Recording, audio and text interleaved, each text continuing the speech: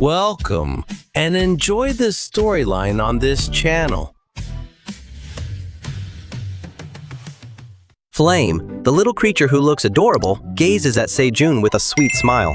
Sejun finally realizes that the corrupted trees have been coming here all this time to eat Flame. However, he couldn't understand how an apple tree could have a name like Flame. Even stranger, how could a plant talk? Flame, who seemed unaware of his confusion, explained that he transferred his consciousness from the apple tree to this body using magical power. This body is just a vessel created with magic, so he can communicate with Sejun. He took this form to look better in front of his father. Looking slightly anxious, he asked if Sejun didn't like his appearance. Flame felt pressured and was almost in tears. However, Sejun quickly assured him that he actually looked very adorable, and even his name sounded sweet. Hearing that explanation, Sejun thought that if Flame was really a flaming apple tree, it meant he must be very strong. However, deep down, Sejun found it difficult to believe that the apple he once ate could actually become a tree this big. Flame, with an embarrassed look on his face, said that he wasn't actually as special as Sejun imagined. He then began to tell the story of how he came to be. 200 days ago, when Sejun planted the apple seed, Flame started to grow on the third day. However, when he tried to emerge from the ground, he felt an intense heat, to the point that he almost died because of it. To survive, he decided to dig deeper into the ground. Day after day, he kept digging without knowing where it would end. Eventually, his roots found a cave and created a crack within the rock. Inside the cave, Flame found a source of clean water that brought coolness, helping him survive the threatening heat. The water was so cold and refreshing, and thanks to that water, he has been able to survive until today. Even though he was trapped in endless darkness, Flame always waited for the day when he could go out and feel the sunlight. That day finally came, and he met Sejun, his father, who made him feel very happy without any regrets. Sejun, who remembered the events of the past, finally realized that he had almost forgotten the apple tree he had planted. Sejun felt very guilty, but Flame was not angry. In fact, he said that what Sejun did actually made him stronger. Now, Flame can control fire magic. With a cheerful expression, Flame moved his finger, and suddenly fire appeared above the small apple sprout in front of him. Flame can control plant, water, earth, and fire magic. All of that is thanks to Sejun. Sejun was surprised to see how easily the little Flame could control fire magic. Watching the magic show, Sejun couldn't help but clap his hands. He was amazed by Flame's incredible abilities, even though basically he was a plant that was vulnerable to fire. Flame, who felt proud to receive applause from Sejun, was very happy. He knew that even though he could only make a small flame now, he would grow quickly and be ready to help Sejun. Sejun told Flame that he had just come out from underground and there was no need to push himself too hard. Sejun wanted Flame to grow up healthy and happy without being burdened by anything, because if he overdid it, he could get sick. Sejun looked at his little nephew with affection, smiled, and gently stroked the petals on Flame's head. Flame felt very happy because Sejun cared about him. He felt even more emotional, wanting Sejun to keep petting him. For Flame, that day was the best day in his life. He felt happy, able to act cute and play with his owner. However, behind his happiness, Flame was hiding a small lie from Sejun. The scene shifts, showing the roots of the fire tree that have now grown very thick and spread deep into the ground, reaching into the depths of the underground sea. The tree almost covered the entire 99th floor, including the underground sea around it. The tree remained a secret, unknown to Sejun.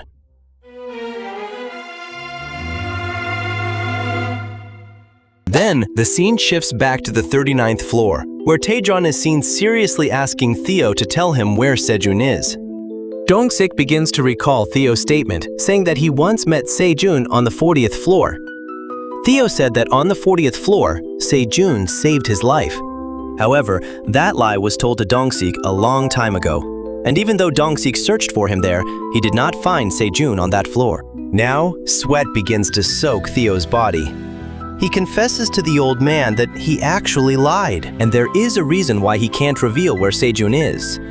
The old man can only feel confused about why Theo is reluctant to say anything. Taejong then firmly explains that right now, Sejun is getting attention from the whole world in his homeworld, Earth. Even though Taejong doesn't know how important Sejun is to the tower or its inhabitants, for Earth, Sejun is a very important figure. Sejun has become a very valuable figure for humanity on Earth. Taejong asked again, on which floor is Sejun? Does he need help?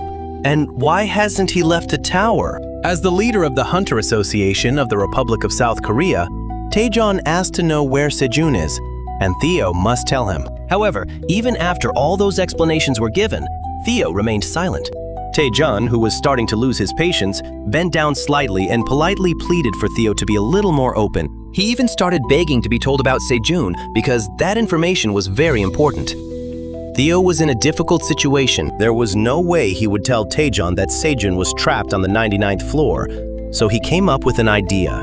He took out a piece of paper from his bag and firmly asked Taejong to sign a contract with him. Theo explained that he would tell him everything about Sejun, but only if Taejong signed a contract stating that he would keep everything Theo said a secret and only discuss that information with Theo without telling anyone else. If the contract was broken, Taejong's life would end, and he had to write the contract immediately. The old man was surprised by Theo's suddenly serious demeanor. Even Dong-sik felt very anxious hearing the terms of the contract. But the old man calmly asked Dong-sik to sign it as well. They then headed to one of the tents they had prepared. Dong-sik wrote down each condition on a sheet of paper, and the three of them signed the contract properly. A notification appeared in front of Dong-sik. Meanwhile, the old man told Theo that he would stake his honor as a hunter and would keep everything he heard and saw in that room a secret. The same condition also applied to Dong-sik. Finally, the old man once again asked Theo where Sejun really was. Theo first explained that Sejun was actually not on the 40th floor, which surprised Dong-sik. However, Theo explained that it was just a secret. A lie, he told Dong-sik. At that time, Sejun once asked him to tell this story if anyone asked about him. Dong-sik asked again with a surprised look on his face. Where was Sejun actually? However, Theo explained that he still couldn't reveal everything.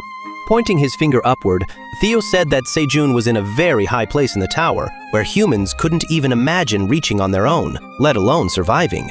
That place was so far away. So Sejun couldn't come down from the tower for a while because he was stuck in the middle of his mission. Dong-sik and the old man were surprised to hear the explanation about that place. They began to wonder where exactly that place was in the tower. The scene then shifts, showing the old man and Dong-sik waving goodbye to the cat merchant. After Theo left, Dong-sik, still in shock, asked the old man if everything Theo said was true. He began to explain that although a hunter is very strong, it is very difficult to get past certain floors using secret methods. Even if someone goes to the 80th floor, they will die instantly just because of the small monsters there, because they are not strong enough. If Sejun could plant crops there, it means he is very strong, and there is no threat from anyone on that floor. He did it all alone, which doesn't make sense to him. Dong-sik suspects that maybe Sejun is on the 60th floor. He thinks that maybe Sejun was captured by some monsters there and became isolated. However, the old man says that maybe what Theo said is actually true. Taejong begins to explain that if he looks at the description of the pumpkin sweet potato, there's an explanation that says sunlight is absorbed at the highest point of the tower to make the sweet potato grow. He asks Dong-sik if he also noticed that. Dong-sik nods and says that he did read something similar in the description. The old man then asks Dong-sik another question. He asked Dong-sik,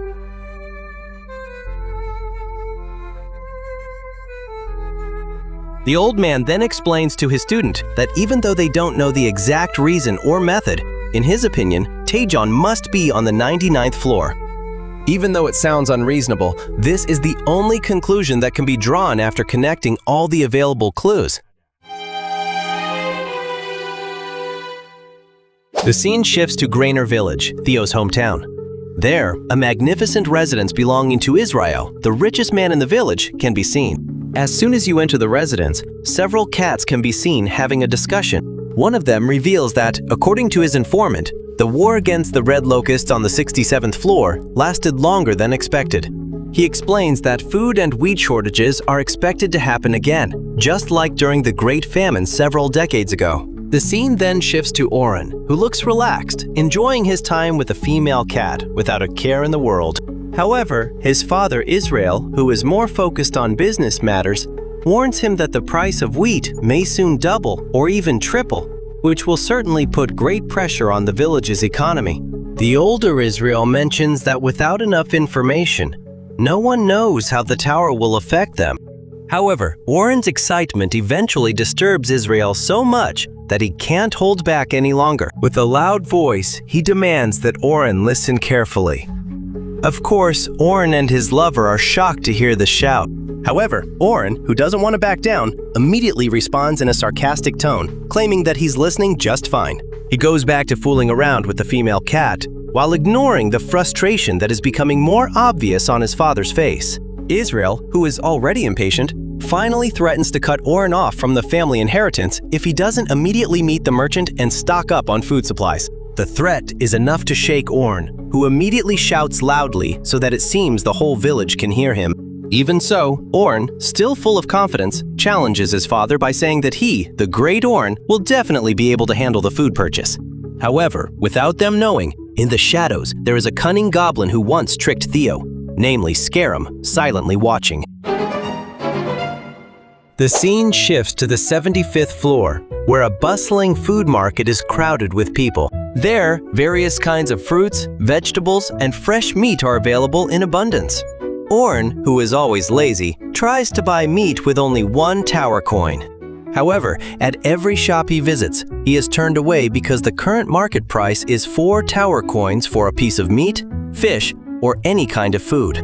Even though he tries to negotiate, Oren, who doesn't understand the ins and outs of trading, can only feel disappointed. After almost all the merchants reject him, Oren starts to feel frustrated. Furiously, he holds his head and shouts, questioning why food prices are so expensive. His followers, who were assigned by his father to keep an eye on him, can only sigh and explain that because of the ongoing war, some merchants on various floors have started buying up large amounts of food supplies and storing them, instead of selling them at the market. That caused food prices to soar. Suddenly, Oren got a brilliant idea. Instead of buying supplies from the merchants, why not buy directly from the traders at a cheaper price? With full confidence, he ordered his followers to follow him to the Merchants Association and announced that he would become a traveling merchant because only merchants could buy goods directly from farmers. Of course, this surprised his followers and the other merchants, but they couldn't do anything about it. They tried to suggest that Oren inform his father first. However, Oren refused and instead suggested that his followers also become traveling merchants, promising to sponsor them. He planned to rely on their money, gather as much food supplies as possible, and amaze his father. With a sly smile, Oren imagined himself becoming the most successful merchant in the tower, turning 1,000 tower coins into 10 times as much while enjoying life with his lover. Behind him, someone who was watching could only chuckle inwardly, realizing that he had found his next victim. The figure introduced himself as Scarum, a traveling merchant, and asked Oren if he wanted to become a traveling merchant as well. Oren, full of enthusiasm, replied that he wanted to become a merchant, but asked why Scarum was offering his help. Scarum explained that he had something very valuable that could make Oren rich. Scarum brought rare items from outside the tower, which were very hard to find inside the tower. Of course, this was a very tempting offer. On the other hand, Theo was also on the 75th floor, buying items requested by Sejun, such as blankets, tableware, and some boxes of new nails. As he walked down the street, Theo's feline instincts kicked in, making him stop to look at an old weapon that seemed special. Without hesitation, he decided to buy it.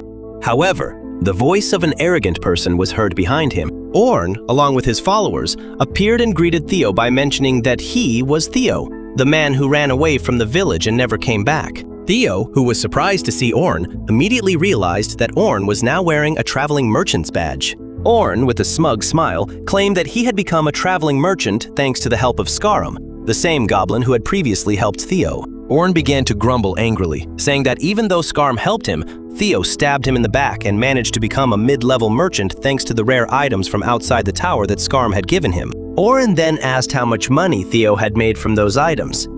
At that moment, Theo realized that Oren had been deceived. With a concerned tone, Theo immediately asked if Oren really bought junk items from Scarum. If that's true, Oren is the most foolish person, but Scarum is much more cunning. However, the stubborn Oren still believed that Scarum was the one in the right, while he considered Theo to be a fraud. For Oren, Scarum was a figure almost like a god. After hearing enough nonsense from Theo, Oren felt annoyed and could no longer contain his anger. With his index finger raised, Oren began to shout loudly, insulting Theo as nothing more than a lowly beggar, a nobody who was only a mid-level merchant thanks to Scarum. He also mocked Theo's failure when he confessed his feelings to Meryl, who rejected him and chose Oren instead.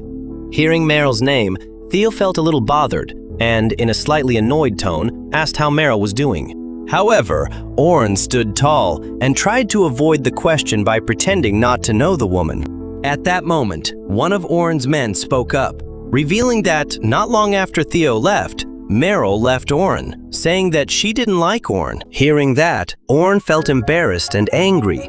He shouted at his men, declaring that he was the one who left Meryl, not the other way around. Meanwhile, Theo tried to calm Oren by patting his shoulder. However, this only made Oren even more curious, and he roughly brushed Theo's hand away, insisting that he didn't need any comfort from Theo. Then, Oren announced that he would sell goods from outside the tower to King Minotaur on the 99th floor. He believed that this was a great opportunity to build a good relationship with King Minotaur, making him a strong ally. Oren was sure that after befriending King Minotaur, he would easily become a high-level merchant, and someone like Theo would never be able to approach King Minotaur. With confident steps, Oren left Theo speechless, almost unable to believe all that nonsense. Theo, still in shock, could only say goodbye to Oren in a sad tone. Even though Oren thought he had the upper hand, deep down, Theo felt very happy, smiling mischievously and chuckling, feeling that Oren was the next victim he would deal with.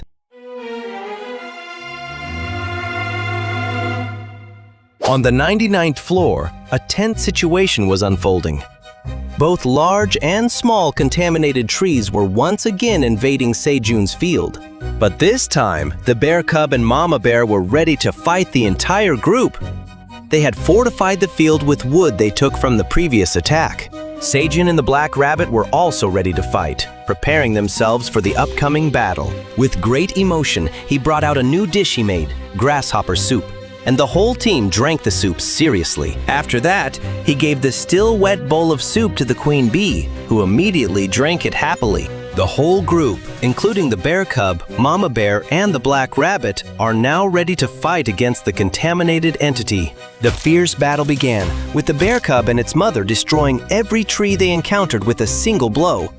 Sejun himself used his legendary black knife to slash at the small corrupted trees, while his little rabbit used a wooden hammer to smash the heads of the trees. All the members of the group showed their skills, while the contaminated entities fell one by one. Suddenly, a large tree fell near Sejun, and a flexible tentacle emerged from a big black hole, trying to attack Sejun with full force. However, at the right moment, Theo, the traveling cat merchant, came to save them.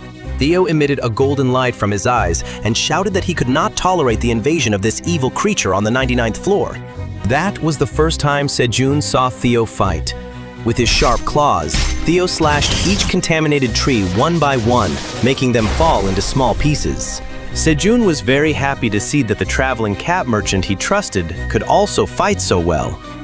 Theo, who was curious, asked what that creature really was. Sejun explained that they were contaminated trees, and that inside the cave there was an apple tree named Flam that they were hunting. However, before Sejun could continue his explanation, a contaminated tree attacked from behind, surprising both of them. Without hesitation, Theo jumped and, with his sharp claws, easily slashed the tree. Seeing this, Sejun said that he would explain everything after this battle was over, and that for now, the most important thing was to defeat that evil creature first. Both Sejun and Theo were now trapped in the middle of an attack by several corrupted, contaminated trees. They decided to defeat these attackers first before continuing their conversation. Sejun kept slashing at the approaching trees, while Theo started searching for something in his pouch. With excitement, Theo shouted that he had brought something that could help. Sejun turned curiously and saw a weapon that caught Theo's attention, so much so that he bought it without a second thought. Sejun smiled at the weapon and immediately called the tower manager, Ailin, who responded quickly. After inspecting the weapon, Ailin quickly appraised it and returned it to Sejun. The weapon turned out to be a throwing axe named the Great Warrior Woka's Throwing Axe. Sejun realized that this weapon must be very powerful because it had a name, and after reading the weapon's description, he lifted it high, feeling as if he had received a legendary weapon.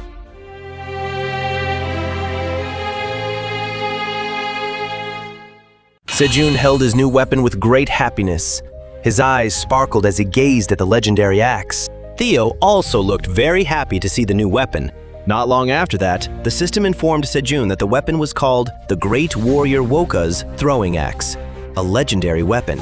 This axe was made by the Great Dwarf Warrior Woka over the course of 100 years without eating, drinking, or resting, continuously forging its metal. Only those with a level above 20, with strength 15 and mana 15, can use it. This axe also has special powers. When thrown, no matter the distance, Sejun can summon it back at will, like Thor's hammer. Hearing this explanation, Sejun was very delighted. He couldn't believe that such a powerful legendary weapon was now in his hands. However, he knew that now was not the time to get carried away by those feelings. Suddenly, a shout from the Black Rabbit caught his attention. He turned and saw a large contaminated tree holding the Black Rabbit, almost killing it with tremendous strength. Sejun didn't waste a single moment. With all his strength, he threw the axe. Sejun's throw was so powerful that the small contaminated trees were pushed aside. The axe shot forward quickly and pierced the head of the large tree. The tree felt incredible pain and immediately released the Black Rabbit. The system quickly notified that Sejun had made an attack, his first attack, which caused his attack power to increase to 15. Not only that, the large tree was also destroyed in a single strike. A white crack appeared in the middle of the tree, which then split into two, and the axe kept going far ahead. Seeing this, the Black Rabbit was very shocked. The same went for Mama Bear and the bear cub, who were also stunned. They all kept staring at Sejun in awe. The bear cub, with an excited look on his face, shouted praise for Sejun. He felt very proud that his father was no longer someone weak and cowardly. Sejun himself was surprised to see that the big tree he couldn't break before was now split in two so easily. He took off his hat and, with a face full of amazement, admitted that he didn't expect the axe to have that much power. The system gave Sejun another notification, informing him that he had just defeated a contaminated big tree for the first time and received 500 XP, a very large amount for him. Happily, Sejun immediately picked up Theo and kissed his forehead as a sign of gratitude. However, Theo, who was annoyed by the wet kiss, immediately showed an irritated expression and shouted, questioning what Sejun was doing, considering they were in the middle of a battle. However, while the kiss was still happening, Sejun heard a loud roar from behind. A giant contaminated tree stood before him, staring menacingly. But this time, Sejun wasn't afraid. With confidence, he moved his right hand and summoned his axe. In an instant, the axe vibrated and within seconds shot back into his hand at incredible speed. On its way back, the axe cut the giant tree in half. Sejun now held Theo in his left hand and the axe in his right, while another large tree split in two before him. Seeing that, Sejun and Theo exchanged wide smiles, feeling the same sense of pride. In front of them, hundreds of large contaminated trees still stood tall. However, Sejun, with a confident smile, prepared to show the power of a tower farmer. Theo also extended his claws, ready to provide assistance. Meanwhile, the contaminated trees seemed to start trembling in the face of Sejun and Theo's power. Sometime later, the entire field was filled with the corpses of contaminated trees. Meanwhile, Minotaur number 3 was cleaning up the remaining tree branches. After finishing, Minotaur number 3 peeked into the cave and called Sejun, saying that he had finished everything and would now start plowing the field after washing his face. Sejun looked at himself in the mirror and smiled with satisfaction. He felt that he had done a very good job and realized that he didn't need to work that hard anymore. The scene shifts and Theo is seen cheerfully approaching Flame. With great enthusiasm, he says that he has heard a lot about Flame from Sejun and has now come to say hello. Flame introduced himself with a friendly smile, mentioning his name. However, as the curious orange cat he is, Theo started acting as usual. He began to tickle Flame. He was fascinated as his hand passed through Flame's body without any resistance. Seeing the situation, Flame, to defend himself, launched a small fireball toward Theo. Theo, surprised by the sudden attack from a plant that should be weak against fire, quickly dodged.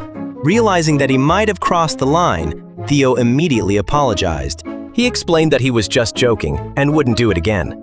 Meanwhile, Flame, who looked angry, appeared furious, with his leaves rustling as a sign of anger. Feeling a bit guilty, Theo apologized once again and offered fish from his bag as an apology. He said that he was very sorry and hoped Flame would grill the fish with his fire because it had been a long time since he enjoyed grilled fish, while Sejun was too busy to do it. Flame, although still a bit upset, slowly began to soften. With incredible skill, he raised his finger and, with great precision, launched a small fireball toward the fish. That fireball was no ordinary fireball. Flame controlled it perfectly. He adjusted the heat so that the fish was cooked just right. Theo, who watched in amazement, was stunned to see how the fish was grilled right before his eyes. After a while, Theo happily took a bite of the grilled fish, feeling so refreshed and praising Flame for his skill. Flame, feeling proud but a little embarrassed, crossed his arms and said that it wasn't anything special. He added that if Theo wanted grilled fish again, he just needed to come to him.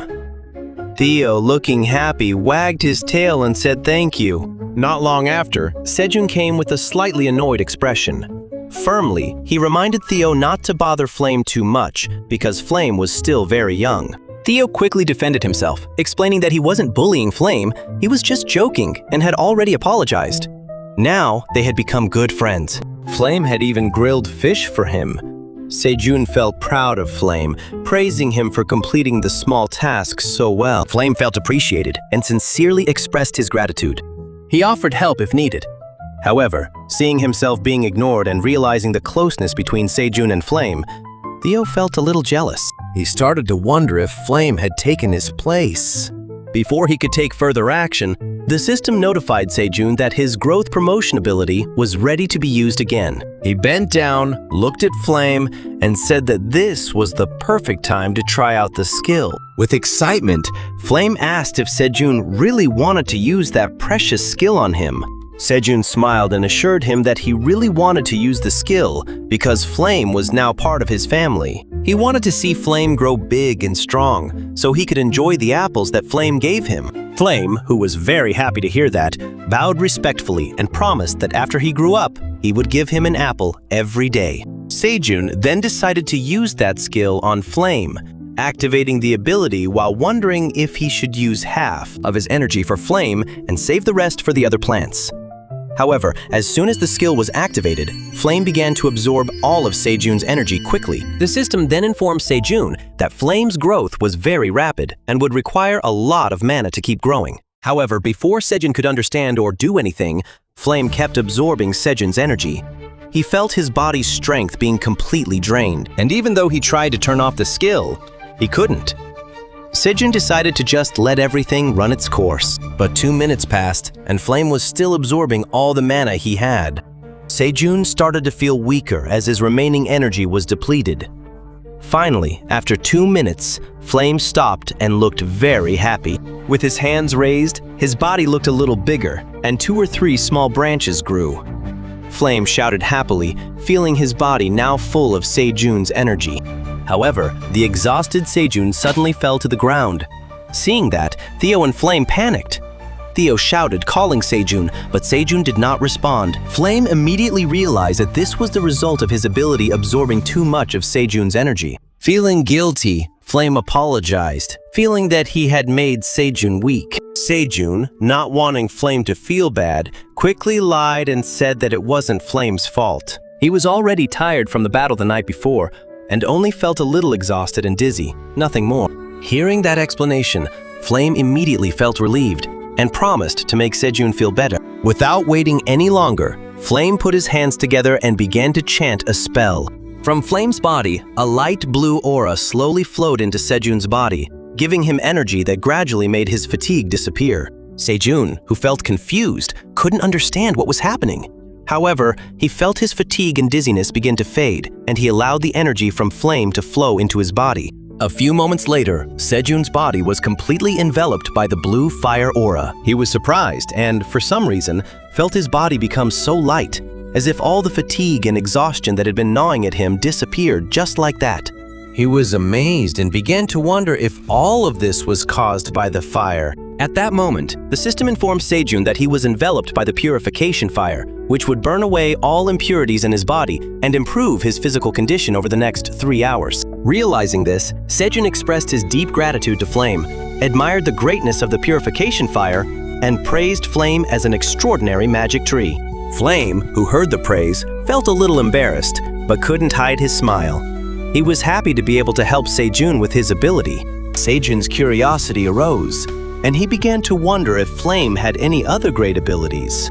With great enthusiasm, Flame explained that one of his other abilities was Cleansing Fire, which he had just demonstrated. In addition, Flame also had the Flame of Friendship, which allowed him to choose who could connect with him, so that person could use his fire without consuming mana. Sejun, who was surprised to hear this, couldn't believe it.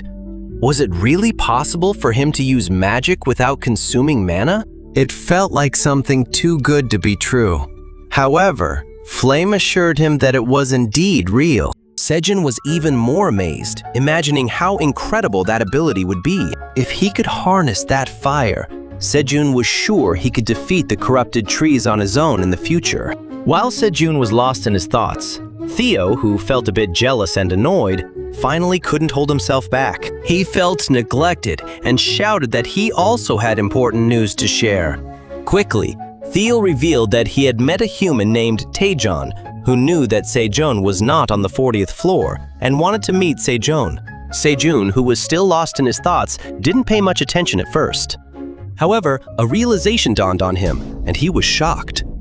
The news that Theo delivered surprised him so deeply that Sejun couldn't believe the story.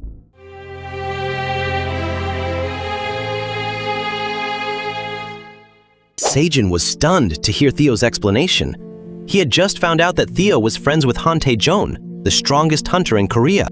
Although Theo appeared relaxed, he revealed that he wasn't sure if Taejong was truly the strongest. However, he knew for certain that Taejong was Dongsik's mentor. Theo felt proud of his achievement, reminding Sejun that there was nothing to worry about. Cleverly, Theo revealed that he had signed a contract with Taejong and Dongsik, which guaranteed they would keep Sejun's secret. The secret was only known by the three of them. Sejun, who listened intently, fell silent in contemplation. The presence of Taejong, who knew his position on the 99th floor, could actually bring great benefits. As the strongest hunter, Taejong had many resources that could help Sejun's family. In addition, Sejun could sell his agricultural products at high prices and make a big profit. Sejun pondered to himself. Although Theo sometimes seemed foolish, he realized that there was cleverness in Theo, the orange cat. Although Theo had acted carelessly before, like selling yellow sweet potatoes without permission, it actually led him to meet Taejong. At that time, Theo suddenly asked Sejun for help with something very important. Curious, Sejun listened as Theo began to tell his story. Theo reminded Sejun about their past, when he became the first wandering merchant and how their meeting brought them to this point. Suddenly, with rising anger, Theo told how he had just met Oren, the black cat who had once betrayed him. Oren is now also a wandering merchant, just like Theo. Even worse, Oren had been tricked by Skarum, who sold him useless goods, just like what had happened to Theo. Theo explained how Oren now carries goods he considers valuable, and came to the 99th floor to sell them. Oren plans to sell them to the Minotaur King at a high price. Theo asks Sejun to help teach Oren a lesson, and to teach Skarum a lesson as well. Sejun, who was initially hesitant, finally agreed with a sly smile on his face, feeling that this was a fun opportunity to teach Oren a lesson. Meanwhile, Oren and his two followers were crossing the barren land on the 99th floor. The scorching sun shone down on them, and the journey felt increasingly difficult. Their footsteps left marks in the dusty ground. Oren complained about the thirst and hunger he felt, questioning the barren state of the 99th floor with no green plants. His followers could only complain weakly. One of them could only manage to cry out about the need for water. However, Oren ignored him and kept complaining about his hunger, asking if anyone had brought any food. One of his followers, who was already very exhausted, reminded Oren that they had spent all their money to register as wandering merchants and buy supplies. The rest had even been wasted on alcohol and useless things. Hearing this complaint, his follower collapsed to the ground, as if resigning himself to fate. He cried, feeling hopeless and predicting that they would starve to death there. Oren then called the other followers and asked how much longer it would take for them to reach the Minotaur King. After the second follower checked the map and calculated the travel distance, he anxiously reported that they would need at least 2 to 3 days to reach their destination. Oren, who was impatient, became furious and criticized his follower, whom he thought couldn't read the map correctly. The other frightened follower could only cry even harder. He felt panic starting to creep over him. Their panic intensified when a strange sound came from behind them. Oren and his 2 followers were startled and immediately turned around, curious about what they would find. Rabbit Cabby and Rabbit Cabby Jr. appeared in front of Oren and his followers. Rabbit Cabby was pulling a trolley full of water bottles. Meanwhile, Rabbit Cabby Jr. was carrying more water bottles strapped to his back. Seeing that scene, Oren's mood changed drastically. Quickly, he ran toward Rabbit Cabby Jr. His eyes were full of hope. Oren, who desperately needed water, immediately asked a price of the water bottles. His voice was filled with desperation. The price offered by Rabbit Cabby turned out to be far from what he had hoped. Rabbit Cabby, with a friendly smile, lifted a bottle and explained that the price for 1 bottle of water was 0.5 tower coins. Hearing the price, Oren's mouth dropped open. He couldn't believe what he heard. Angrily, he expressed how expensive the price was, especially since water on the lower floors could be obtained for free. However, Rabbit Cabby remained calm and explained that on the 99th floor, finding water was extremely difficult. Not a single drop of water could be seen on the ground. There were no lakes, no springs, and all the plants had died. Paying 0.5 tower coins for this water was considered very cheap in these circumstances. Oren's anger turned into anxiety. He was confused about what to do.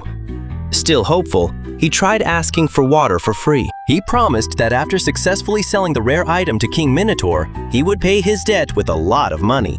However, as soon as he heard the name King Minotaur, Rabbit Cabby's eyes sparkled. He asked if Oren was really a traveling merchant bringing a rare item for King Minotaur. Oren, who was surprised but desperate, quickly nodded and showed his merchant badge. He pretended that he was on his way to sell a valuable item to King Minotaur. Hearing this, Rabbit Cabby's smile grew even wider. He began to act like a professional actor. He pretended that if he had known Oren was a merchant heading to King Minotaur, he would have offered a different deal. Oren felt sure that he would finally get water for free. But Rabbit Cabby suddenly took out a piece of paper and stuck it to Oren's face. Oren, confused, asked about the paper. And Rabbit Cabby, still with a sly smile, explained that it was a contract. Every merchant who sells goods to King Minotaur must sign that contract. It requires them to pay a tax of 10% on all goods sold. Oren, who was already angry, became even more upset. He felt this rule was completely unreasonable because there were no similar rules on other floors. However, Cabby the Rabbit calmly replied that the rule only applied on the 99th floor. On this barren floor, if that rule wasn't enforced, they would all have a hard time surviving. With no other choice, Oren finally signed the contract. The contract stated that Oren could leave without paying. However, if he didn't pay the tax within 3 days, he would have to pay with his own body. After the contract was signed, Oren ordered his followers to fill their bags with water bottles. He also took a few bottles for himself. Meanwhile, Cabby the Rabbit sat nearby, smiling slyly. Oren and his followers walked away, trying to look relaxed. Oren raised his hand confidently. He declared that they would return in 3 days to pay for everything. Cabby the Rabbit, with a mischievous smile, wished them good luck, hoping they would become rich. The scene shifts to show that 1 day has passed. Oren and his 2 followers are still walking across the seemingly endless barren land. Empty water bottles are scattered on the ground behind them, showing how their water supply is running low. Oren reaches for the last remaining water bottle. Meanwhile, his weary followers start complaining about growing hunger. When the water in his bottle runs out, Oren turns to one of his followers, ordering him to hand over his own water bottle. His follower refuses, remembering that it's the last bottle he has, and he has only drunk a small portion of the water. However, Oren, who is already very angry, snatches the bottle furiously, forcing his follower to give it to him. Meanwhile, the second follower can only cry, feeling so disappointed because he had saved the water with great effort. But then, the first follower shouts with joy. He points ahead and tells Oren that he sees smoke and a small hut in the distance. There they see a restaurant that seems to offer them hope. Oren can't contain his excitement when he realizes what was just said. The aroma of grilled fish fills the air, and his mouth starts to water. His eyes light up at the thought of a delicious meal. Without wasting any time, Oren immediately runs toward the restaurant, which turns out to be a small hut run by the sickle rabbit, a young rabbit, and 2 female rabbits. The sickle rabbit is busy cooking, while the gray rabbit and the other female rabbit warmly welcome Oren and his followers. They welcome them to the only restaurant on the 99th floor, Rabbit House. Oren and his followers immediately sit down and are served cold water in glasses made from scallion leaves. Feeling smug, Oren enthusiastically orders grilled fish. However, the sickle rabbit gives a big surprise by informing him that the price of 1 grilled fish is 1 tower coin. Oren is shocked to hear this, feeling that the price is very expensive and thinking they are trying to cheat him. The sickle rabbit calmly explains that there is no water or lake on the 99th floor, so it's impossible to get fish here. The fish have to be brought up from the lower floors, and the delivery cost is very high. So the price of 1 tower coin is actually already very cheap. Oren remembers the strange contract he signed to get water, which required him to pay within 3 days or pay with his body. He took out the contract and asked if he could sign a contract to eat fish here. The sickle rabbit, with a sly smile, agreed, and Oren and his followers immediately signed the contract and ordered 10 grilled fish. Each of Oren's followers ordered 5 grilled fish. The sickle rabbit immediately started grilling the fish on the hot stone. They all waited with great anticipation. Their mouths watered as they waited for the delicious dish to be ready. After a while, the fish was finally cooked, and now, in front of Oren and his friends, there was a tempting pile of grilled fish. Without wasting any time, they started eating heartily, and before they could stop, the gray rabbit had already brought more grilled fish. However, that was not the end of their delicious meal. The sickle rabbit also grilled some squid, and Oren and his followers enjoyed every bite of the squid with great joy. An hour passed, and now every plate made from leek leaves was completely empty. Oren and his followers lay sprawled on the leek leaf beds with their mouths wide open. They were so full after overeating. They were so stuffed that they couldn't move. The first and second followers groaned. They felt so full they worried they might throw up. Oren was the same. His stomach was completely stuffed. But even though he was so full, Oren kept whispering to himself. He felt he had to get up and go. He couldn't be late. He had to sell his goods to King Minotaur as soon as possible. Oren's voice, repeating like a broken record, was ignored by the first follower, who was still half-conscious. Hesitantly, he suggested that they take a short rest. They could sleep for 5 minutes, and after that, they would feel refreshed and could continue their journey. Oren, half asleep, weakly agreed. They said they would sleep for 5 minutes and wake up after that. Soon after, they all closed their eyes and fell into a deep sleep. The sound of their breathing filled the air. The crescent rabbit and the gray rabbit, now husband and wife, stood side by side watching the scene. They exchanged glances, then with a sly smile, the crescent rabbit approached and whispered meaningfully, wishing them good night and hoping they would meet again soon. After that, the crescent rabbit and his wife left them in a deep sleep. The next day came, and Oren and his followers were still fast asleep. They slept all day, not waking up even though the sun was already shining on them. When the scorching sunlight touched Oren's face, he woke up and complained, feeling disturbed because the bright light was shining into his eyes. He woke up half-conscious and immediately saw the first follower, who showed no fear. His body trembled as he looked up at the sky. The first follower tried to wake Oren with a trembling voice, telling him that they were in big trouble. Oren, who was still half asleep, just blinked a few times. But as soon as his eyes were fully open, he was shocked and screamed loudly because standing in front of them was Minotaur number 4. Oren's scream echoed. However, Minotaur number 4 remained standing without showing any reaction. At that moment, Oren realized that they were surrounded by many minotaurs. The minotaurs were so huge that Oren and his followers looked like ants in front of them. Fear immediately crept in, making Oren and his followers start to tremble in terror. With a thunderous voice, Minotaur number 4 asked if they were the merchants who had come to see him. Oren, terrified, began to cry and tremble. Budu showed his merchant identification, begging that they not be killed or eaten. Minotaur number 4 stood tall and, in a loud voice, ordered Oren to follow him.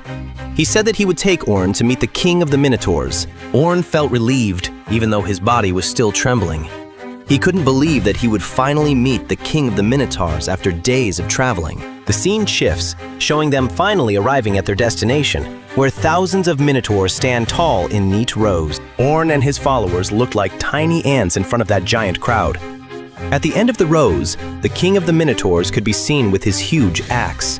Suddenly, the deep voice of the king of the Minotaurs echoed, asking if they were the ones who came to seek the demon king. The voice was so powerful, it almost made the first and second followers faint. Oren, still trembling with fear, stood up and introduced himself, saying that he brought a rare and valuable item that the king of the Minotaurs would surely like. The king of the Minotaurs listened carefully, then replied that whether the item was rare and valuable or useful would be determined after it was examined. However, the king of the Minotaurs would not examine it himself, but rather an expert would do it. At that moment, the king of the Minotaurs gave a signal and someone approached from behind. The king of the Minotaurs, in a polite tone, stated that he was very pleased because the black dragon had come to help him. Not long after, they saw Sejun standing confidently next to the king of the Minotaurs, wearing a straw hat and a smug smile on his face. Oren and his followers could only stare in shock, unable to believe what they had just witnessed.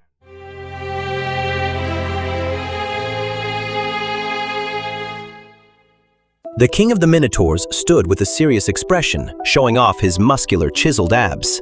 In front of him, Sejun stood confidently with a smug smile on his face. Meanwhile, Oren and his followers sat in silence, sweating profusely, looking at Sejun in disbelief. They couldn't understand what was happening. They suspected that Sejun was the Black Dragon. But why did he appear in human form? And what was the Black Dragon doing here? With an arrogant and domineering attitude, Sejun shouted loudly, revealing his identity as the Great Black Dragon. He declared that he had taken human form to complete a mission and possessed the power to appraise rare magical items. He also warned that lies would not work on him. Confidently, Sejun said that he would appraise Oren's items and determine the true value of each item brought. Oren, who was already very anxious, ran up to Sejun and tried to speak while trembling. However, in his mind, he felt very proud. If he managed to win the Black Dragon's favor, then he wouldn't have to worry about anyone bothering him in this tower. Oren was determined to build a good relationship with the Black Dragon by any means necessary. Oren took out his belongings from his bag while watching Sejun, who stood firmly with his arms crossed. He felt a little embarrassed as he took out his ordinary belongings, like a roll cat, matches, nail clippers, a pencil case, and paper clips. Sejun looked at the items with an unimpressed expression, recognizing them as ordinary objects without any special qualities. With an annoyed look, Sejun picked up the roll cat and thought, "This is just an ordinary roll. How could a swindler like him end up with junk like this?" However, Oren, who saw Sejun examining the roll, felt a bit pleased, hoping that the Black Dragon might like his items.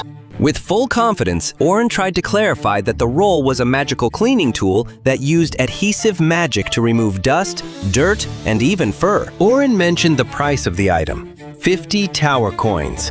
Hearing the price, Oren's followers began to whisper, surprised by such a high price, while Oren felt proud, thinking that he had successfully played the role of a master merchant. In his heart, Oren felt satisfied and hoped that Sejun would acknowledge the greatness of his goods. However, Sejun was already impatient. With an increasingly serious expression, he reminded Oren that lies would not work on him. Furiously, Sejun tore off the adhesive paper on the roll and loudly declared that it was just ordinary trash, a product with no magical power. Even a beggar wouldn't want it. Sejun felt annoyed hearing Oren's explanation, who was still trying to convince him that his goods were extraordinary. He explained that maybe he had been tricked this time. Oren didn't get to say more before the Minotaur King erupted in fury. Slamming his hand into the ground, the king sent a shockwave that hurled Oren into the air. With a thunderous voice, the Minotaur King expressed his anger. He demanded an explanation from Oren about his audacity to question the Great Black Dragon. Every word spoken by the Minotaur King was filled with anger that enveloped them all. The heavy breaths of the Minotaur King created tremendous pressure, causing the entire surroundings to tremble. Even though Sejun tried to maintain a confident attitude, he could feel the tension from the Minotaur King's power, which was far greater than his own. Sejun even felt like he was being choked. Terrified by the fact that the Minotaur King was 100 times stronger than him, Oren was completely shocked and scared. He immediately fell down and bowed his head, desperately begging for forgiveness. He kept admitting that the Black Dragon could not possibly be wrong and that he had misunderstood. Filled with regret, Oren repeatedly begged Sejun to show him mercy, while expressing his anger towards Scarum, who had deceived him. Seeing Oren bowing down on the ground, Sejun felt a bit of pity. He decided to show mercy, explaining that he was in a good mood and would not kill Oren. However, Sejun then told him that there was another issue to be resolved: Oren's debt. Oren, still trembling, looked up in confusion, wondering how Sejun could know about his debt. Sejun explained that he had authority over everything on the 99th floor, including water, food, and the restaurant. Oren, who was shocked, began to realize that he had fallen into an even deeper trap. At the same time, the rabbit came in carrying the contract and calculated the amount of Oren's debt. The Scythe Rabbit read out the details of the debt. It included food, water, and lodging, as well as additional fees due to Oren's illegal activities. His debt now reached 1,000 tower coins. King Minotaur, maintaining his stern demeanor, explained that if Oren and his followers couldn't pay the debt with coins, they would have to pay it off with labor. King Minotaur clearly explained that Oren and his followers had to make bricks as payment for their debt. A large wooden box was placed in front of Oren, and they would be required to fill the box with wet mud, let it dry, and produce brick after brick until their debt was paid off. The change in atmosphere was obvious as Sejun watched the Minotaurs working hard to make thousands of bricks. Various types of Minotaurs could be seen: white, black, even females, busily making bricks and transporting them. Sejun told Oren and his men that they had to make 100,000 bricks to pay off their debt. There was no way out until the debt was paid off. Oren, who felt dead inside, looked around and realized how bad the situation he was facing was. He used to be a proud traveling merchant, but now he was trapped in hard labor making bricks with no hope of escape. When Oren and his men saw the brick fall in front of them, their expressions changed as if they had seen a ghost. Oren, in disbelief, thought that there was no way they could make a brick that big. Sejun, in a calm tone, explained that harsh reality. Oren and his men would only be able to make at most 10 bricks a day. That meant they would need 10,000 days to finish 100,000 bricks. Not to mention, they would also need food and water to survive for 10,000 days. And since Oren didn't have any money, they would need to work another 10,000 days to pay for those expenses. Sejun explained clearly that this was a condition of lifelong slavery. Oren and his men felt an overwhelming fear as they realized how terrifying their situation was. Their faces looked devastated as they thought about having to make bricks for the rest of their lives. Their ears and tails drooped in fear, and they felt as if they could faint because of that crushing truth. In desperation, Oren begged Sejun to give him a second chance, hoping there was another way besides making bricks for the rest of their lives. Sejun, although still speaking in a dominant tone, sat down and softened a little, revealing that he had a weakness for cat merchants. And because Oren was also a cat, he was willing to give him a second chance. Oren, who was still kneeling with his hands folded, felt very surprised but relieved to hear about this chance. Sejun explained with a polite smile that he ran many businesses, and the head of his distribution unit needed help. He told Oren that if they got stuck making bricks, they would never be able to pay off their debt, even if they worked their whole lives. However, as an intern for the head of the distribution unit, they could earn enough money in 10,000 days to pay off a debt of 1,000 tower coins. Best of all, Sejun would provide them with food, water, grilled fish, and a place to stay. Hearing this, Oren's heart leapt with happiness. He immediately agreed, feeling this was much better than having to make bricks for the rest of his life. Sejun then ordered the sickle rabbits to bring the contract, and they began signing it. Deep down, Oren felt very lucky. After the contract was signed, Sejun congratulated Oren and told him the next step. When Sejun turned around, his eyes landed on Theo, who was standing nearby.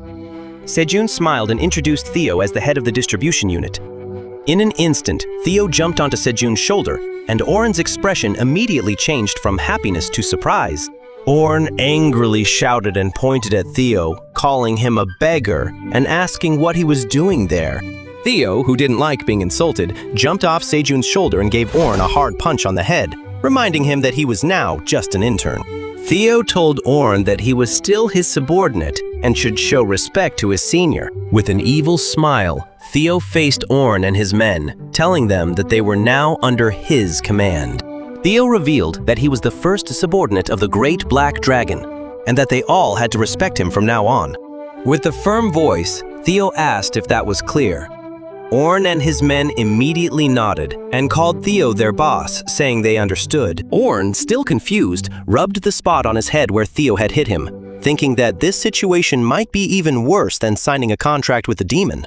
Meanwhile, Theo, full of energy and confidence, led Oren and his men toward the nearest tomato field. With enthusiasm, he explained their new job of harvesting tomatoes. Meanwhile, Oren remained shocked, unable to understand how Theo could become a subordinate of the Great Black Dragon. Oren's men were also astonished to see how vast the tomato field was. Sejun, who was watching from a distance, felt amused. He was truly amazed at how Theo was now leading them. On the other hand, Sejun felt a little worried that Theo might be overburdening himself. Sejun was happy because Theo had now regained his self-esteem. And also, Sejun now had extra workers to help him with farming. Sejun thanked King Minotaur, who had granted his troublesome request. King Minotaur asked Sejun not to thank him because he was only following the orders of the Great Black Dragon. The order was to obey Sejun as if he were the Great Black Dragon. Even so, King Minotaur felt like a good neighbor. Gratitude was something that should be expressed. King Minotaur, who looked very hungry, caught Sejun's attention as he realized how hungry King Minotaur was. Sejun told him that there were plenty of green onions nearby that he could eat, because if not, the onions would go bad. Before Sejun finished speaking, King Minotaur ran toward the green onion garden to eat them while thanking Sejun. Sejun felt satisfied with what happened that day and turned toward the tomato field only to hear Theo's scream. Theo was scolding the first subordinate for damaging the unripe tomatoes, then turned to scold the second subordinate for pulling out the tomato stems, warning that it would lower the value of the goods. Angrily, Theo continued teaching the basics of farming, clearly enjoying his role as the boss. Sejun, who was watching from a distance, chuckled softly, feeling proud to see Theo's progress, which was now so different compared to before, when he was still confused. With a wide smile, Sejun reminisced about how far Theo had come. After an hour, Theo kept teaching the newly formed team, a mischievous smile on his face, enjoying every moment of his newfound authority. Scolding people felt amazing, and Theo truly enjoyed that feeling.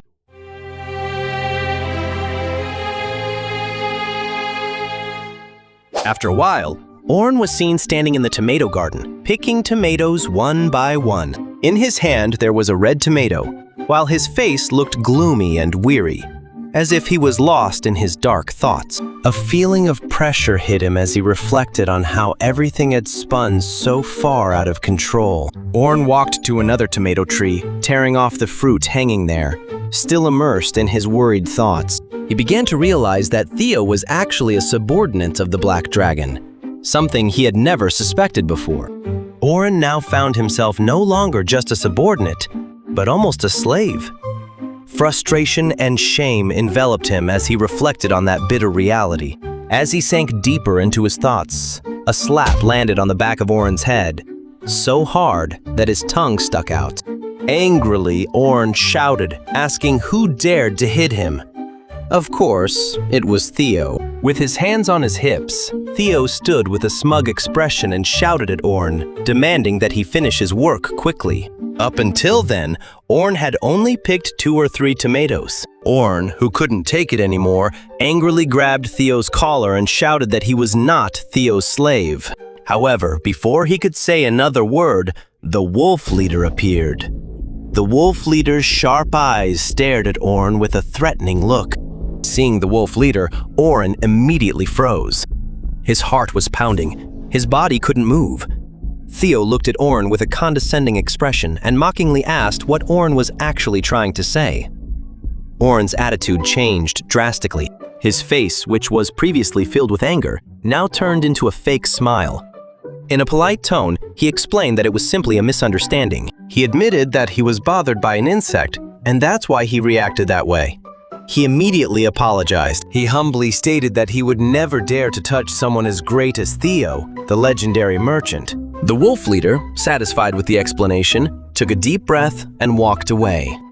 Oren, who felt deeply embarrassed, forced himself to act as usual. He bowed and laughed awkwardly, agreeing to everything Theo said. With a smug laugh, Theo reminded Oren to watch his behavior, because if he didn't, the consequences would be very bad for him in the future. Meanwhile, Theo checked on his two subordinates, asking if their work was done. Both of them stood upright and respectfully reported that their bags were already full of cherry tomatoes. Oren, who was left behind, also filled his bag and followed Theo with tears in his eyes. Theo, who was clearly satisfied with his subordinates, praised them for finishing the job quickly and showing the proper respect. In fact, because of their outstanding behavior, Theo decided to shorten their contract period. Both of them were very happy to hear this news and expressed their gratitude with great respect. However, Oren, who was surprised, couldn't help but ask if his contract period would also be shortened. Theo looked at Oren for a moment with a cynical smile, then reminded him that Oren was the last person to finish his work, often lazy and easily distracted. Because of that, Theo announced that Oren's contract period would actually be extended by 1 day. Oren, feeling devastated, screamed in frustration, questioning Theo's decision. However, Theo ignored his screams and just told Oren to pack his bag quickly because they would be leaving soon. Calmly, Theo informed him that everything had been prepared, including the new intern, and they were ready to leave. Meanwhile, Oren, who still felt embarrassed and hurt, could only hold back his tears, clutching his mouth, unable to accept the bitter reality. Then, Theo noticed Oren's bag and his subordinate's bag, which were so old that they couldn't hold more than 15 cherry tomatoes. Sejun, seeing that, laughed and suggested that they buy more storage bags when they come down from the tower later, and he would cover the cost. When Sejun was getting ready for something, Theo, who was curious, asked him about his goal. With a confident smile, Sejun replied that he was preparing for a trip to the Western Forest. As soon as he heard that name, Theo's body immediately froze. The Western Forest is the home of the Ent trees, and hearing that sent him into a panic. Mama Bear and Baby Bear suddenly appeared behind Sejun, while Theo looked panicked, vigorously patting Sejun's face.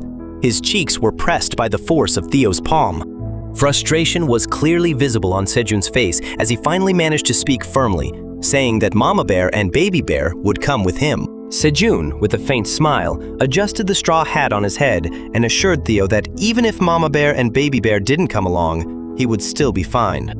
He even confidently revealed that he had a secret weapon capable of dealing with the corruption tree on his own. Hearing this, Theo paused for a moment. His eyes widened before finally jumping down from Sejun's shoulder with an annoyed expression. Although he admitted that he trusted Mama Bear and Baby Bear, there was an irritation that kept bothering him, especially regarding the corruption tree. He expressed his desire to take revenge on that tree, which made him want to join this journey. Theo immediately turned around and in a firm tone pleaded with Sejun to let him join. He insisted that he was truly worried and wanted to help Sejun. Even so, Sejun remained firm in his decision and refused him. He told Theo that now he was the head of the distribution unit, with 3 new interns to train. Sejun even jokingly asked Theo how he could become a director in the future if he kept being lazy all the time. Theo, who looked increasingly annoyed, took a deep breath. Even though he was frustrated, he knew that Sejun was right. Reluctantly, Theo finally agreed to go down and handle the sales of cherry tomatoes and other items. The 2 wolves, noticing the change in Theo's mood, immediately got ready to go down.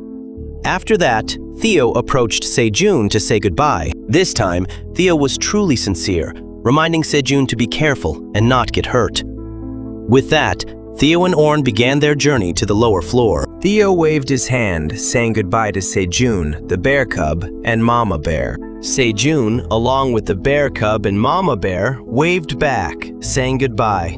Everyone smiled, except Oren, who still looked gloomy, walking forward with his head down. As Theo and his group disappeared into the distance, Sejun looked at Mama Bear and the bear cub. In a firm tone, he said that it was now time to head to the western forest. The two bears nodded, ready to face whatever would come.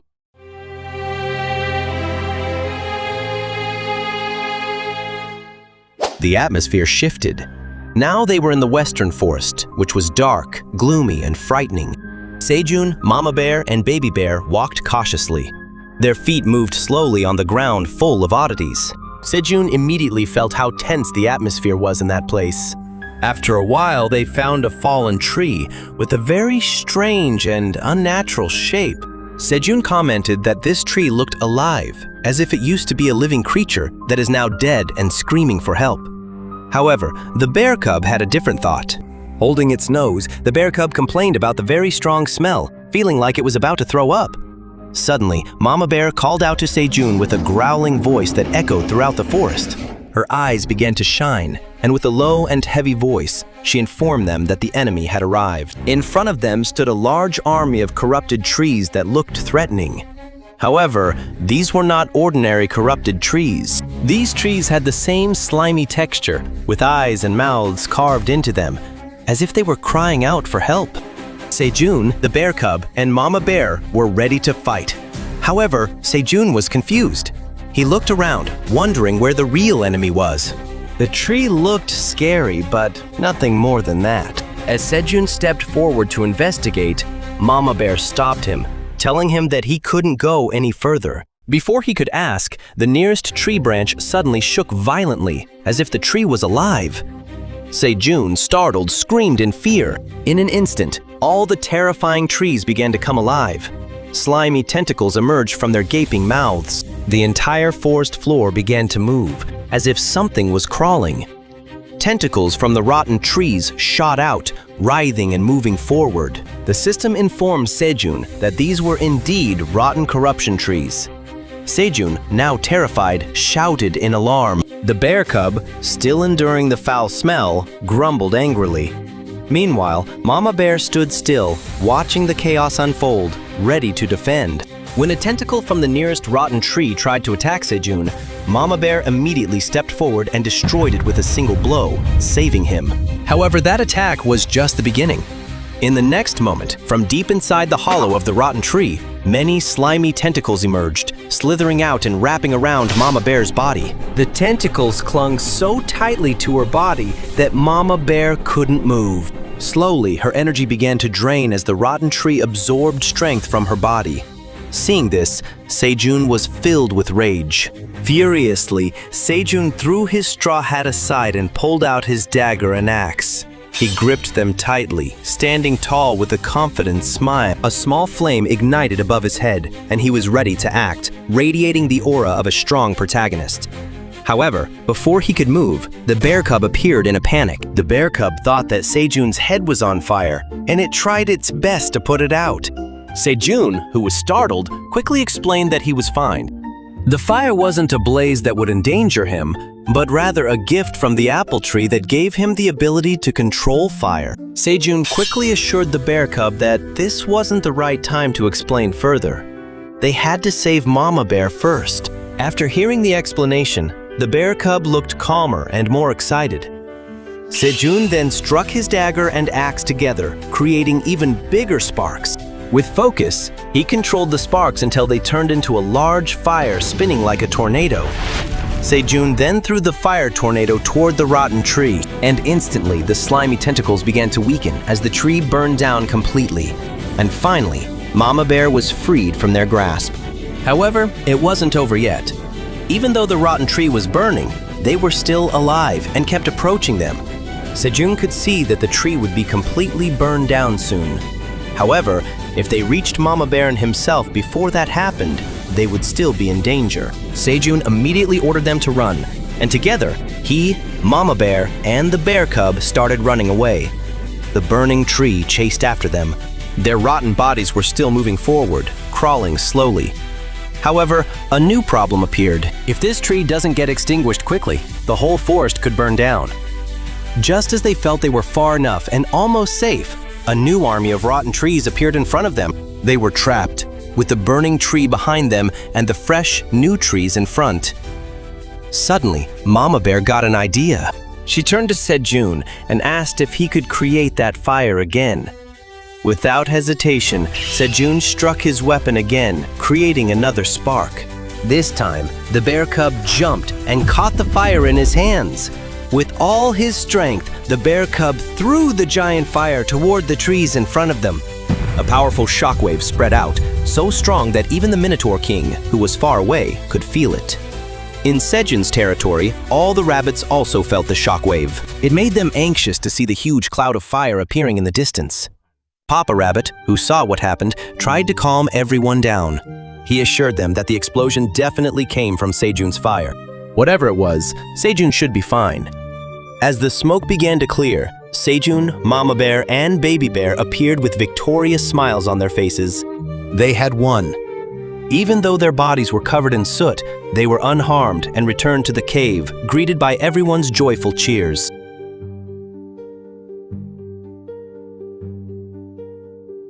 The scene shifts to later, where Sejun finishes bathing and drinks some water, while Baby Bear enjoys a special juice from the Queen Bee. Sitting in front of Flame, Sejun sincerely thanks Flame for saving them. He realizes that without Flame, they wouldn't have been able to destroy the corruption tree. Flame responds to Sejun's gratitude, feeling happy that his power could help his master. Papa Rabbit reminds Sejun not to be careless, as it could endanger his life. Sejun says he doesn't want to keep being attacked. He also wanted to try out Flame's power, although he didn't expect the fire that came out would cause such a huge explosion and burn the forest. The calm atmosphere was disturbed by a notification sound from the system, announcing that Sejun's beekeeping skill had increased to level 3.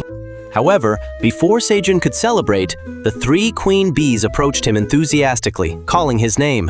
The queen bee asked Sejun to decide which flowers they should choose to make honey jelly. Sejun tried to be happy, but was also confused, wondering if this honey jelly was something he got after leveling up his beekeeping. The queen bee happily explained that this honey jelly is a delicious food that can also enhance Sejun's talents. Inside Ailin's cave, he was scrubbing his body vigorously, creating a lot of foam. While enjoying the warmth of the hot water, Ailin sipped the special juice from Sejun, fully relaxing. The hot water provided comfort, and Ailin felt very happy enjoying this moment. While sipping the juice, she started talking to herself, expressing how much she liked the juice. The taste of the juice became even more delicious as she soaked in the hot water. Then, Ailin turned around. She was surprised to see that she had grown a little bigger compared to yesterday. Her wings also looked larger. However, her expression turned to disappointment. Even though she was growing quickly, Ailin felt it wasn't enough. At this age, other dragons were already much bigger than her. She hoped her dragon heart would heal soon and make her stronger. Ailin wanted to become an adult dragon as soon as possible, especially with the blue moon coming in a few days. With her tail swaying, Ailin grumbled, imagining herself circling the entire 99th floor when the blue moon arrived. She wondered if Sejun in the cave would notice her. Ailin felt her face blush. She had already planned to meet Sejun on the night of the blue moon and was preparing herself for that special occasion.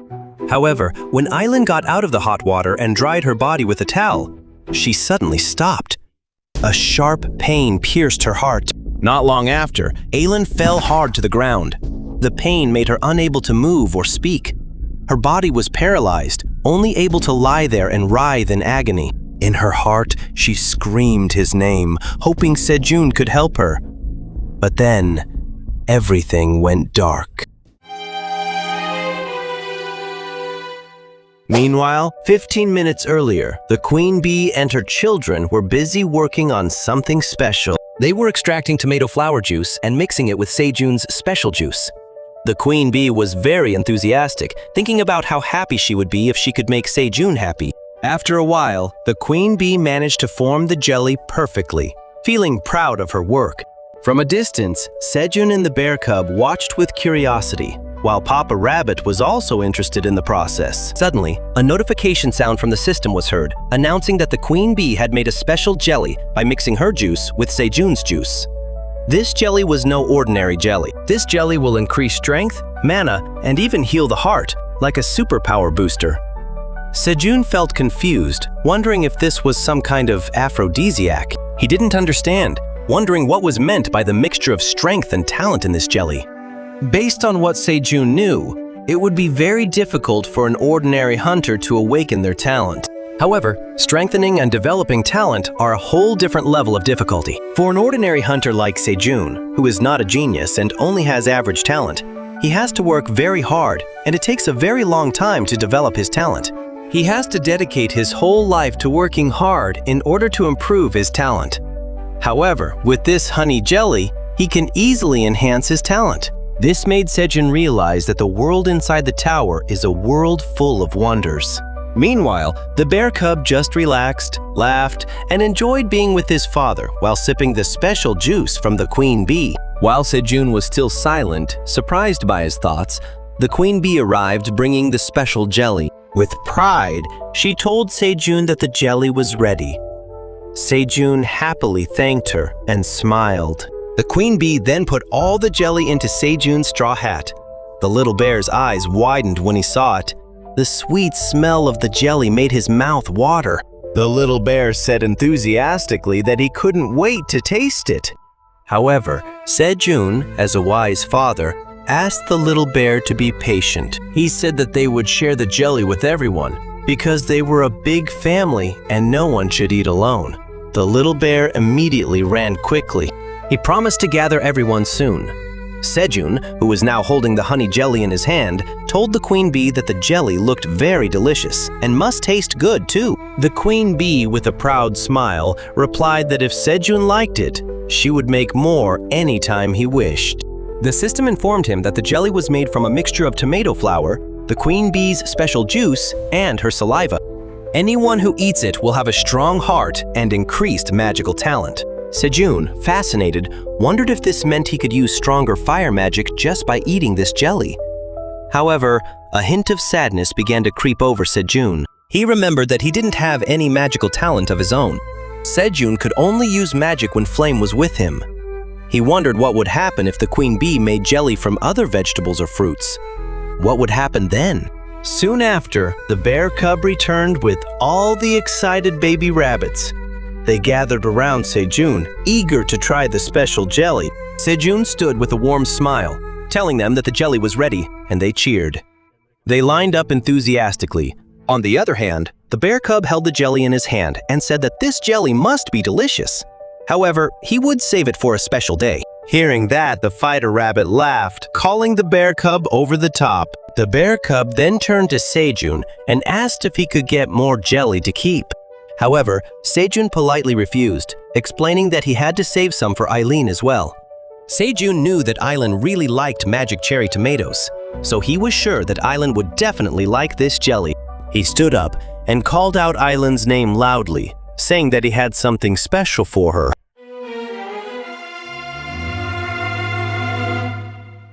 Sejun's smile quickly turned to shock when a system notification appeared, telling him that Ailin, the tower manager, had fainted and was slowly dying.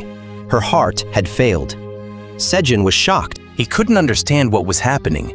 Just a moment ago, they had just been talking. But now, Ailin was dying. This news shocked everyone around him.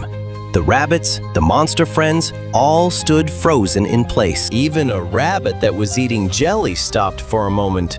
A red status window appeared on Sejun's screen, informing him that Ailin's heart was failing, and if not treated immediately, Ailin would die within minutes. Sejun started to panic.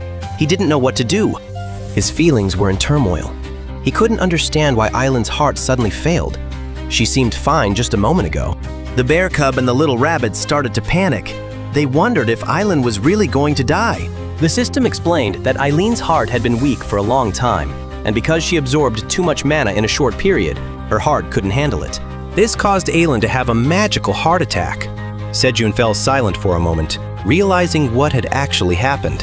His face turned pale, realizing that all of this was the result of his own actions. All this time he had given Ailin too much food, far more than Ailin's heart could handle. Shocked by regret, Sejun fell to the ground, feeling helpless. The bear cub shook him, urging him to do something so that Ailin wouldn't die. The little rabbits also started calling out to Sejun, hoping he could save Ailin.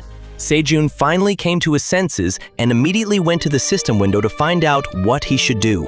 The system explained that Ailin needed medicine that could increase the mana storage capacity in her heart. Right now, Ailin's heart was too small to hold so much mana, and if Sejun could increase that capacity, Ailin would be saved. Sejun remembered the honey jelly that had just been made by the queen bee. The jelly was believed to strengthen the heart and enhance magical abilities. He felt this could be the key to saving Ailin. However, he doubted whether the honey jelly he had was enough to save Ailin. Sejun looked at the jelly on top of his straw hat and realized that the amount might not be sufficient. Suddenly, the bear cub reached out its hand and offered its honey jelly to Sejun. It wasn't just the bear cub. All the little rabbits around them also began to offer their jelly. They were ready to do anything to save Ailin. Sejun quickly gathered all the jelly, placed it on his straw hat, and asked the system to take and give the jelly to Ailin. The honey jelly disappeared from Sejun's hand and started being given to Ailin one by one. Then Ailin's body began to glow, a sign that her health was starting to stabilize. Ailin slowly began to breathe normally again. The system gave a notification that Ailin's heart had stabilized for a while, thanks to the honey jelly. But there was a warning. If Ailin absorbs too much mana again, that condition could return, and there's no guarantee that the honey jelly will be able to save her again. Although he felt relieved, Sejun was still worried. Feeling a little calmer, he put his straw hat back on and realized that even though Ailin was safe for now, he still didn't know what would happen next. With the straw hat on his head, Sejun faced his group and explained that Ailin was getting better. However, he had just realized how dangerous Ailin's condition was. Ailin always seemed cheerful and didn't show any symptoms, so Sejun was surprised to find out that Ailin was fighting such a serious illness. Sejun was determined to find a way for Ailin to make a full recovery.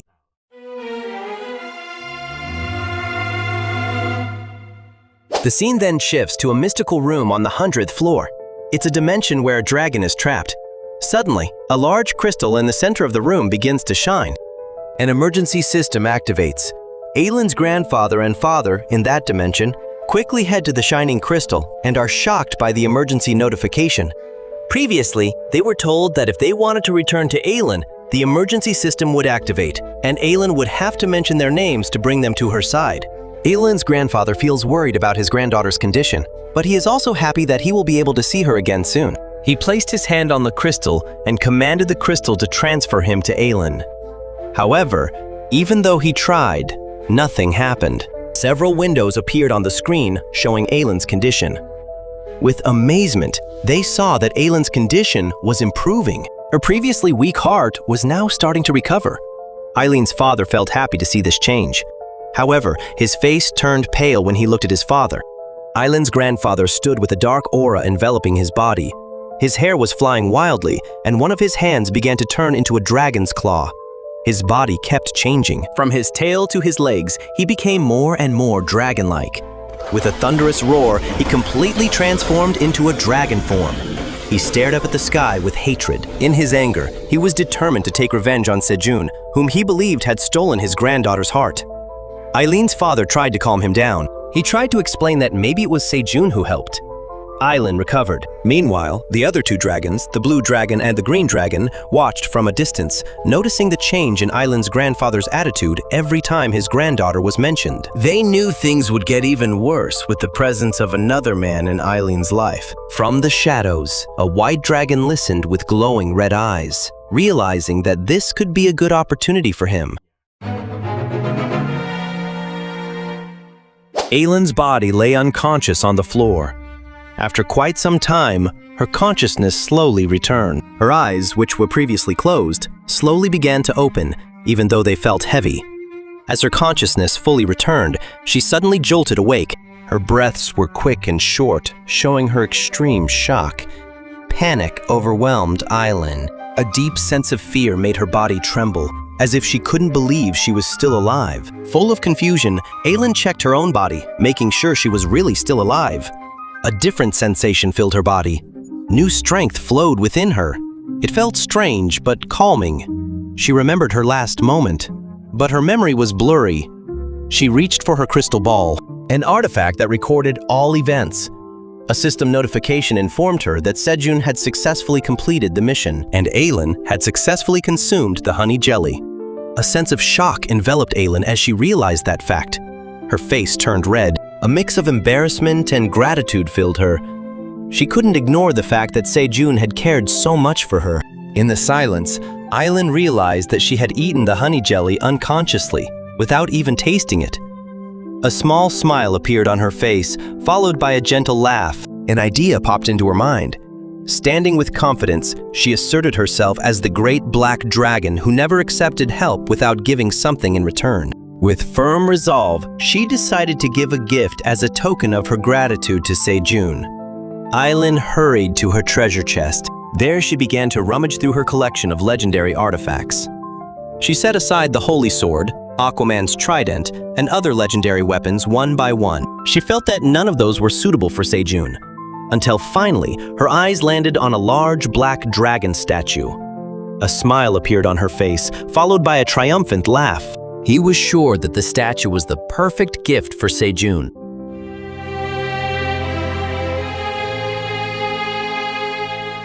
Somewhere else, Sejun was fast asleep in his modern house, surrounded by bear cubs, the black rabbit, and several other rabbits. He slept so soundly that drool dripped from his mouth.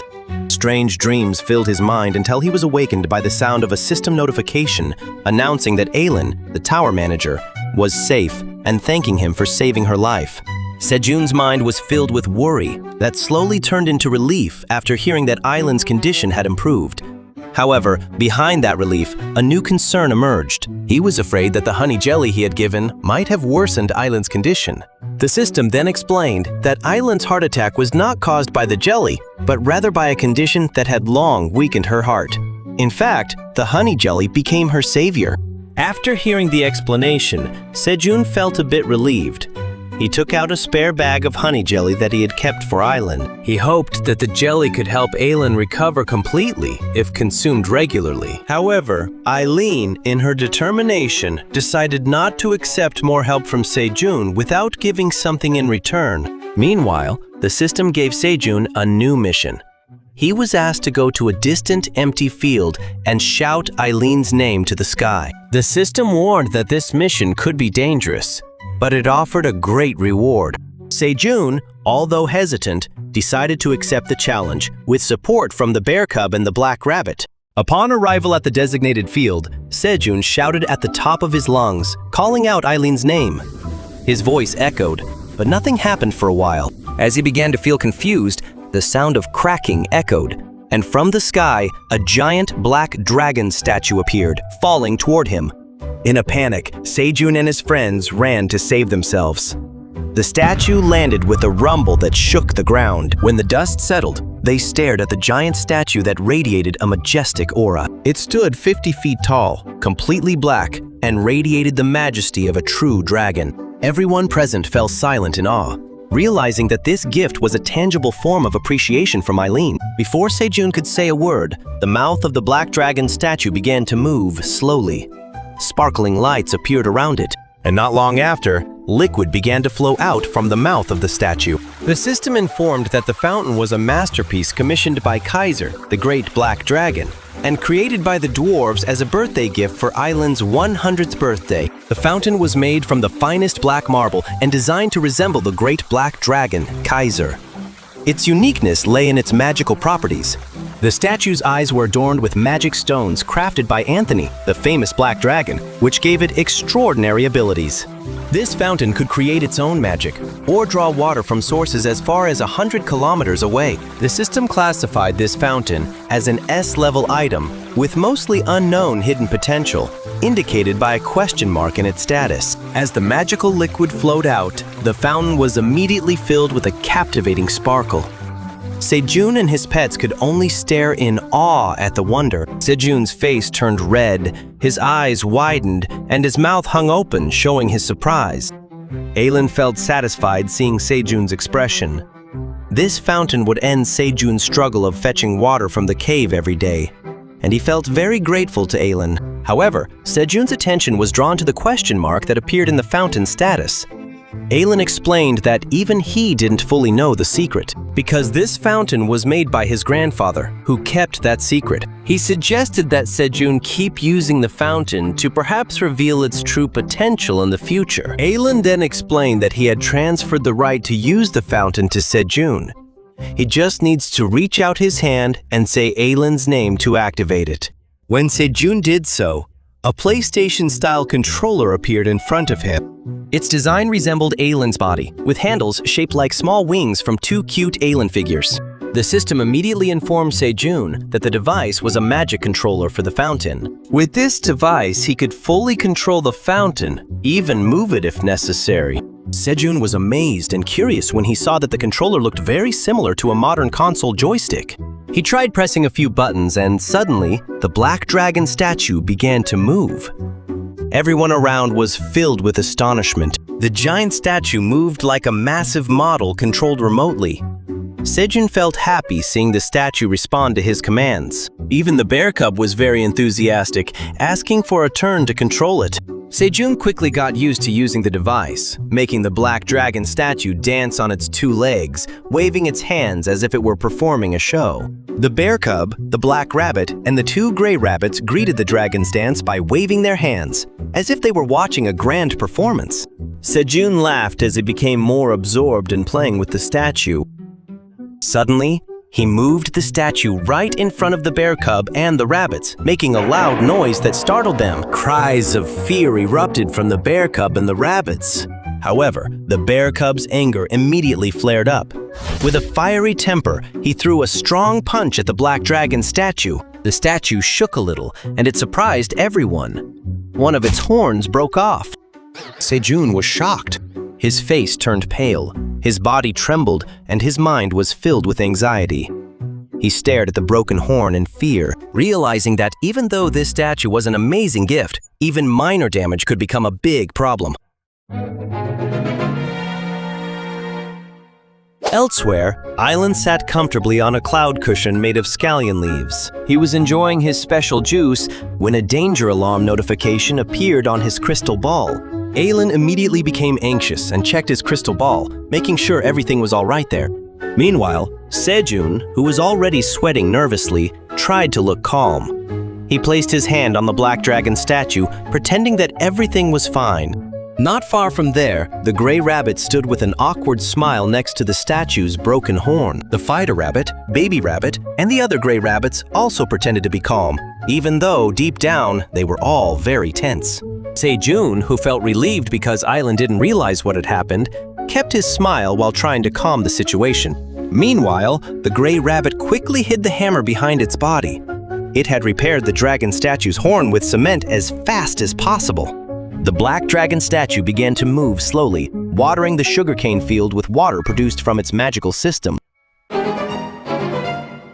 The scene shifts to the 67th floor, where the chief of the Silver Wolf tribe and his family, along with their group, are busy collecting red grasshoppers. On the other side, the Silver Wolf chief's child ran enthusiastically, asking his father to collect more dead red grasshopper bodies. Elka reminded his child to be careful, while his wife looked worried with an anxious expression on her face. Even though he knew this experience was important for his child, he still felt unsure whether bringing their child to such a dangerous place was the right decision. Elka calmly explained that all the red grasshoppers had died thanks to the pieces of green onion placed by Sejun. He assured his wife that the place was now 100% safe.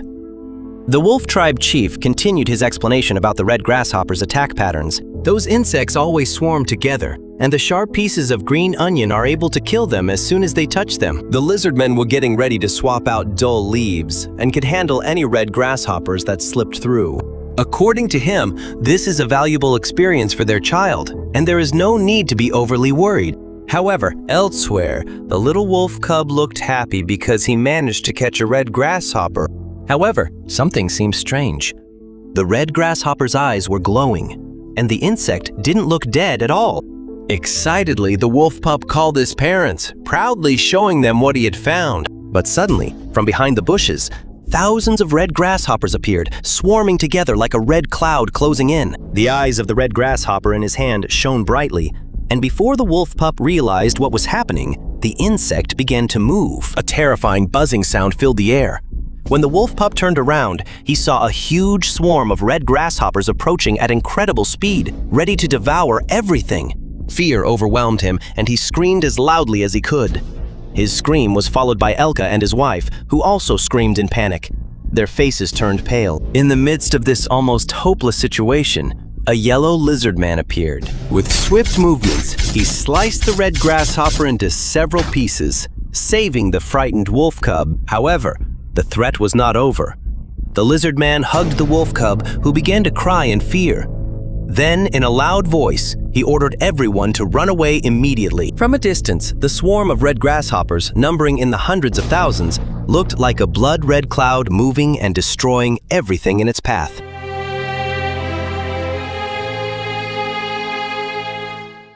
Thank you for following the story this time.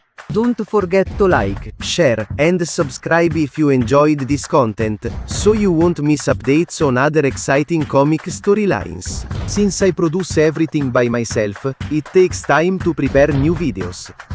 So please be patient. If there's a comic you want to discuss, just write it in the comment section. See you in the next video.